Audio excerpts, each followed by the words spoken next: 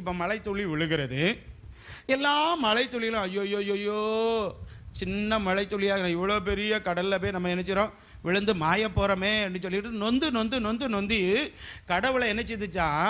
அதுக்கு வசைப்பாடிச்சான். ஆனால் அதில் ஒரே ஒரு மழை துளி நினைச்சிதுச்சான், இவ்வளோ பறந்த வானத்திலிருந்து சிறு துளியாக நான் வருகிறேன், இந்த பெரிய கடலுக்குள்ளே இந்த தண்ணீருக்குள்ளே என்னை நான் என்ன செய்யக்கூட விட்டு கொடுக்க போகிறேன். அது தன்னுடைய பணிவை காண்பித்தது. இதை பார்த்தது தான் உண்டு. ஒரு சிப்பி என்ன செய்துச்சான், அந்த பணிவை பார்த்து அந்த சிப்பி வாயை திறந்து கொடுத்துச்சான். அதே நேரம் கரெக்டாக வந்து அந்த சிப்பிக்குள்ளே அந்த மழை துளி அமுங்கியது.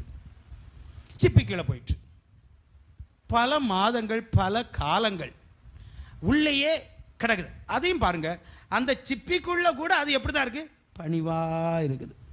அது பணிவாக இருக்கிறதுனால காலம் போக போக அந்த சிப்பிக்குள் இருந்த அந்த மழைத்துளி முத்துவாக மாறியது.